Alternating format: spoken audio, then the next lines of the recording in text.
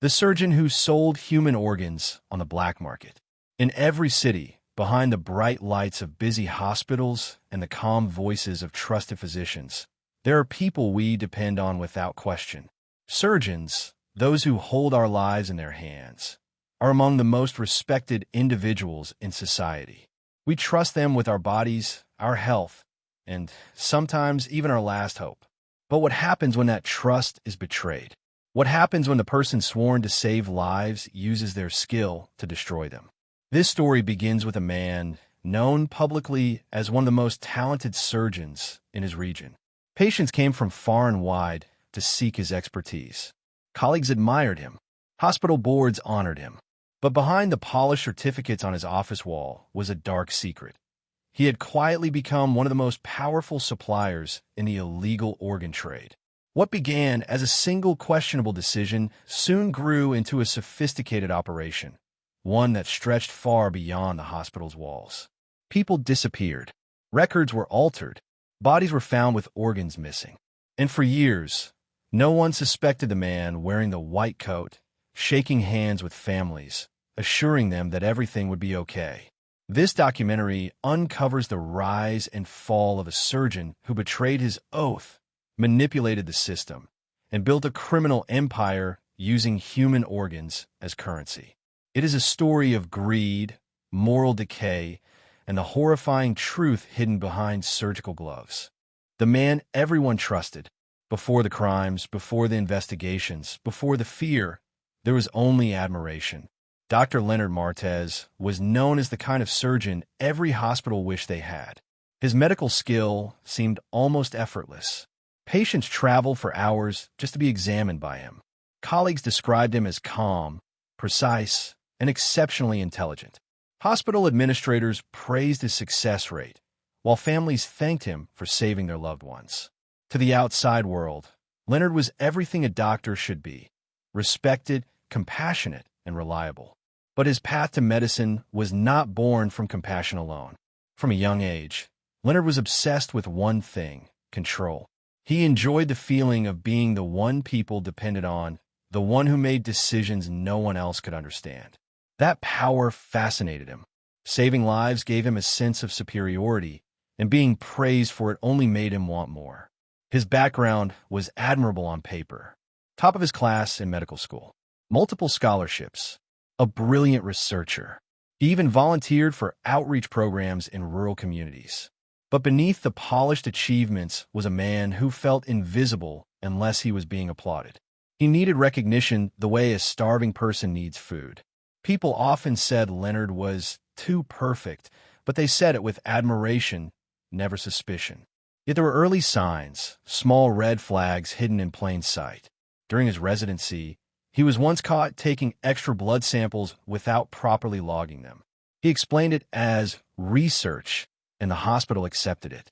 Another time, a patient accused him of taking photographs during surgery, which he denied. Again, nothing happened. His charm made people overlook things. By the time he became a fully certified surgeon, Leonard understood one thing clearly. In the medical world, trust is a shield. If people believe in you, they stop looking. And he used that to his advantage. Patients saw a hero. The hospital saw a star. But inside, Leonard saw a market, an opportunity. And slowly, the man everyone trusted began to transform into something else entirely. The invitation into the shadows. The turning point in Leonard's life did not come from desperation or poverty. It came quietly, through a conversation in a hospital corridor. One evening, after a long surgery, a man approached him. He wasn't a doctor, nor a patient. He was dressed in an expensive suit, wearing a smile that looked friendly but felt wrong. His name was Mr. Kale, and he represented people who operated outside the medical system. At first, the conversation was subtle. Kale praised Leonard's skills, spoke of his reputation spreading across the city, and complimented his precision in the operating room. Leonard found the attention flattering, almost intoxicating. But behind the compliments was an offer. Kale hinted at a special network that connected wealthy clients with organs they desperately needed. Clients who didn't want to wait months, sometimes years, on official transplant lists. People willing to pay enormous amounts of money for a heart, a kidney, a liver, anything that could save them or someone they loved. Leonard listened, intrigued but cautious. Selling organs? It was unthinkable. But Cale didn't act like a criminal. He acted like a businessman explaining an opportunity. Think of it as helping people who can't afford to wait, Cale said. Think of the money, he added softly. Leonard refused at first. He told himself he was too ethical, too accomplished, too smart to get involved in something so dangerous. But Cale didn't push. He simply left his card and walked away. That night, Leonard couldn't sleep. He thought about his talents, about being admired, about being needed. But he also thought about everything he didn't have: status, wealth, influence. He thought about all the people who made more money than him despite having half his skill. And the idea of being more than just a surgeon, of being a powerful figure in the shadows, stayed in his mind. Weeks passed. Then one evening, a young patient arrived. He was unconscious, with no family, no ID, and critically injured. The hospital fought to save him, but he died on the table. Leonard stood over the lifeless body and hesitated. There were no relatives, no one waiting outside, no one to ask questions. That was the first time he considered Cale's offer seriously. Within hours, Leonard made a decision that would change everything. He dialed the number on the card. Cale answered immediately, as if he had been waiting for the call. Leonard didn't speak much. He didn't need to. Cale simply said, "We'll take care of everything. Welcome aboard, doctor." And just like that, a trusted surgeon took his first step into a world where human bodies were no longer patients to save. They were inventory. The first harvest. The human mind has a strange way of justifying what it wants to do. Leonard told himself that the young man who died had no family, no paperwork, no future. His organs might as well save someone else, he whispered to himself. That was the lie he clung to as he stepped into territory he could never return from. Late at night, when the hospital was quiet and most staff had gone home, Leonard stayed behind under the pretense of completing paperwork. But instead of heading to his office, he went back into the operating room. The body lay under a sheet, lifeless, cold, and forgotten. Leonard had performed surgeries thousands of times, yet this moment felt different. His hands were trembling. His breath felt heavy. This wasn't medicine. This wasn't healing. This was a theft of the human body itself. But he proceeded. He worked quickly, methodically, performing a procedure he knew better than anyone. With each precise cut, he felt his fear fading. His mind hardened. The surgeon instincts took over. For the first time in his life, he operated without the intention of saving someone, only to extract what could be sold. The silence of that room was unlike anything he had ever heard. No monitors beeping, no nurses assisting, no life to protect, just the cold sound of metal against flesh. When he finished, Leonard wrapped the organs in sterile containers exactly the way Cale instructed. Every step followed a pattern, almost as if this operation had been done many times before by someone else. He placed the containers in a small, insulated bag hidden beneath his coat. His heart pounded as he exited the surgical wing. Every passing doctor felt like a threat. Every security camera felt like an eye watching him. But no one stopped him. Cale was waiting outside, inside a black vehicle parked discreetly near the emergency exit. Leonard handed him the bag. Cale didn't open it. He didn't ask questions. He simply smiled and slipped an envelope into Leonard's pocket. "Payment," he said calmly. "You did well." Leonard didn't open it until he got home. Inside was more money than he had ever held in his hands at once. Thick, warm bills, representing a single night's work. He sat on his sofa, staring at his blood-stained gloves in the trash bin. The guilt came only for a second. Then it was drowned by something else: thrill, power, greed. That night, Leonard crossed a line that could never be undone. And in doing so, he discovered something unsettling. Taking an organ was far easier than he imagined, and the money was far more addictive than he expected. The first harvest would not be the last. It was just the beginning. The operation expands. Once Leonard tasted the profit and the power, everything changed. What started as a single, questionable decision slowly grew into a silent routine. The hospital, unknowingly, became the center of an invisible marketplace, one Leonard controlled with increasing confidence. At first, he waited for opportunities, unclaimed bodies, patients who died without relatives, victims of accidents with no identification. But opportunities soon proved too few. Cale's network needed more. Wealthy clients were demanding faster deliveries, specific blood types, rare matches. And Leonard, now deep inside the trade, began adjusting his thinking to fit his new role. He started manipulating hospital records.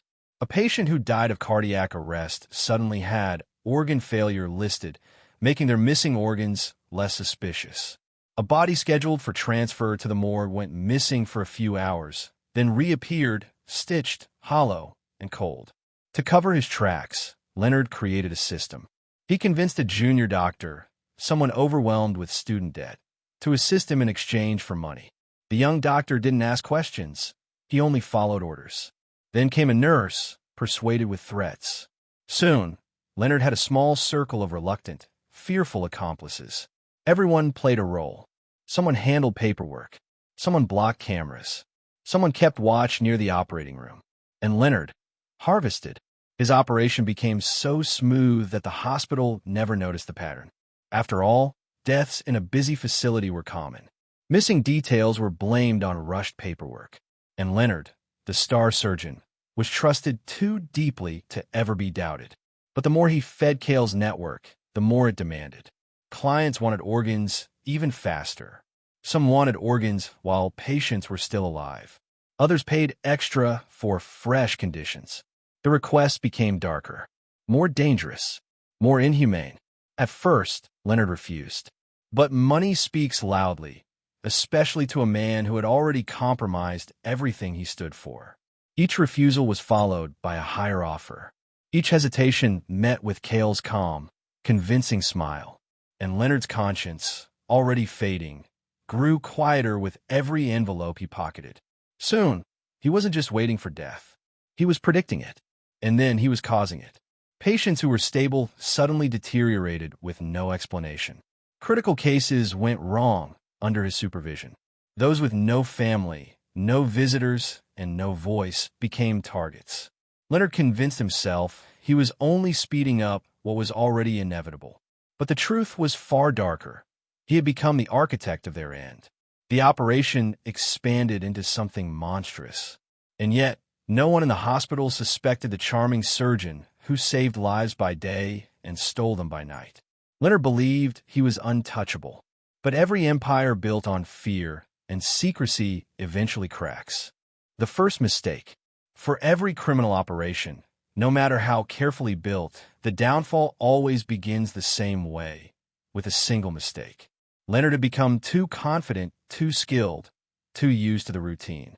And when a man believes he is invincible, that is when he becomes most vulnerable. It started with a patient named Daniel Osei, a middle-aged construction worker admitted with severe internal injuries after a fall. He had no immediate family listed, and he appeared to be the kind of case Leonard often targeted: alone, vulnerable, unlikely to raise questions. But Daniel had something Leonard underestimated: a sister living out of town who routinely checked on him by phone. When she didn't receive updates, she traveled to the hospital earlier than expected. Leonard had already scheduled Daniel for what he called a quiet transfer, a staged medical decline that would end in the operating room, where Daniel's organs were meant to be taken. The plan was in motion. Cameras blocked, chart altered, accomplices in position. But Daniel didn't follow the script. Instead of deteriorating, he unexpectedly regained consciousness for a few minutes. Disoriented, he told a nurse something chilling. The doctor was whispering. He said I was perfect. He said I wouldn't survive the night. The nurse assumed it was confusion, but she reported it anyway, as protocol required. A small note went into Daniel's file, just a single sentence, but enough to catch the attention of a senior doctor during rounds. At the same time, Daniel's sister arrived and demanded to see her brother. When she was told he was suddenly in critical condition, she protested violently, raising her voice in the hallway. She insisted Daniel had been stable just a day earlier. She demanded explanations, answers, clarity. And in that moment of chaos, Leonard's carefully controlled plan began to unravel. A senior doctor decided to check on Daniel personally. A nurse who had been intimidated by Leonard grew anxious and backed out of her assigned role. One camera, one Leonard thought was disabled, had actually been repaired earlier that morning. The chain of events collided at the worst possible moment. Leonard entered Daniel's room to finalize his plan, only to find the senior doctor already there, reviewing the file. The note about Daniel's strange statement was highlighted. Daniel's sister was crying in the hallway, and the nurse who had been assisting Leonard refused to meet his eyes. For the first time in years, Leonard felt something he thought he'd erased from his life: fear. He tried to redirect suspicion, using his charm and authority, but the senior doctor remained uneasy. Hospital policies were triggered. A formal review was scheduled. Daniel was moved to a monitored ward with controlled access, cutting Leonard off entirely. But the real problem was something Leonard didn't know yet. Security had already pulled footage from the repaired camera. In it, they saw Leonard entering the surgical wing at a time he wasn't scheduled. They saw him carrying a black bag he didn't log. They saw movements that didn't match his stated duties. No one understood what they were looking at yet, but the seed of suspicion was planted. After years of operating in darkness, the first ray of light had finally touched Leonard's hidden empire. And the truth always spreads, slowly at first. Then all at once, the fall of the surgeon. Once suspicion begins, it rarely fades. In Leonard's case, it grew like a wildfire, quiet at first, then uncontrollable. Daniel Osei survived the night, and his sudden improvement caused the hospital board to delay Leonard's planned medical decline. That alone threw Leonard into a panic. But what he didn't know was that, behind closed doors, administrators and security staff had already begun piecing together troubling details. The camera footage they reviewed did not show the whole crime. Leonard was too careful for that. But it showed enough to make people ask questions. Why was he entering the surgical wing at odd hours? Why was he carrying bags that were never logged? Why did certain bodies assigned to the morgue show irregularities? Records began to clash with timelines. Files contained missing pages. Autopsy reports contradicted surgical notes. The hospital board initiated an internal audit, something Leonard had always feared. For years, he manipulated documents and intimidated staff, but now, too many people were involved. Too many eyes were watching. And then came the moment that sealed his fate. A whistleblower stepped forward. It was the junior doctor Leonard had pulled into his operation. The young man had always been anxious, always afraid. When he learned the hospital was investigating, fear turned into desperation. He couldn't sleep. He couldn't eat. And eventually, he cracked under the weight of what he had helped create. He didn't confess everything, at least not at first. All he said was, "Check the freezer on level 3. The one only Dr. Leonard has keys for." Security and administrators rushed to the restricted storage area. Leonard had always claimed it held preserved research materials. But when they opened it, they found multiple containers, unregistered, unlabeled, hidden behind boxes of legitimate supplies. Inside were human organs, fresh, preserved, and undeniably harvested. The hospital immediately called the police. Leonard arrived at work the next morning to find officers waiting at the entrance. His composure shattered instantly. He tried to walk past them, pretending to be confused, but the officers stopped him. They asked him to come for questioning. His colleagues watched in silence, some shocked, some horrified, others suddenly remembering small things they had once ignored. During interrogation, Leonard attempted to deny everything. He blamed misunderstandings, clerical errors, jealous coworkers. But the evidence was overwhelming. Hidden organs, doctored files, missing patients, and financial transactions he could no longer explain. When investigators searched his home, they found more: an unregistered storage fridge, envelopes of cash, and messages from Cale's network. The deeper they dug, the worse it became. What had begun as a single harvest had turned into a multi-year criminal enterprise. The junior doctor confessed fully. The nurse admitted her role. Even staff members Leonard had never realized he intimidated came forward, exposing the fear he had built around himself. But the one person who didn't appear anywhere was Cale. His phone numbers were dead. His addresses were fake. His identity vanished, as if he had never existed. Leonard had been useful to the network, nothing more. And once he became a liability, they erased their connection to him completely. In court, Leonard sat motionless as the charges were read. Illegal organ trafficking, medical malpractice, homicide, conspiracy, and more. Families of victims stared at him with disbelief. Doctors who once praised him testified against him, and the hospital revoked his license before the trial even ended. For the first time, Leonard had no control, no power, no admiration, only silence and a pair of cold steel handcuffs. He was sentenced to life imprisonment. In the end, the man who had once saved countless lives lost his own humanity long before he ever entered the courtroom. And the dark truth remained. He was not the mastermind, only a skilled tool used by a much larger, unseen machine. A machine that, even now, continues to operate in the shadows. The surgeon who sold human organs on the black market. In the end, the story of Dr. Leonard Martez is not just the story of a single man's corruption. It is a story about how trust can be weaponized, how power can be abused, and how even the safest places, the places meant to heal us, can hide unimaginable darkness beneath their clean floors and bright lights. Dr. Leonard was once seen as a hero, a savior, a symbol of skill and compassion.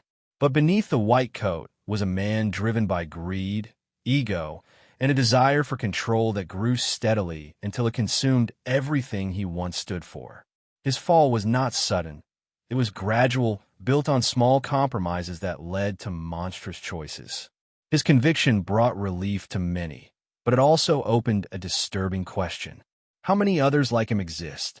How many trusted professionals, hidden behind expertise and authority, use their positions to commit acts no one would ever suspect? The illegal organ trade is still one of the world's most profitable underground industries. It operates silently, fed by desperation, corruption, and the shadows of institutions that fail to oversee themselves properly. Leonard was only one link in a long chain, a chain protected by people more powerful, more elusive, and far harder to catch. The hospital repaired its systems, installed safeguards, and replaced staff, but the scars remained. Families who lost loved ones to Leonard's greed carry a pain that cannot be undone. And the patients whose organs were stolen without consent became silent victims of a trade that valued money over humanity. What makes this story truly haunting is not just the crimes Leonard committed. It is the chilling reminder that evil often wears a friendly face, speaks calmly, and walks confidently in places we trust the most.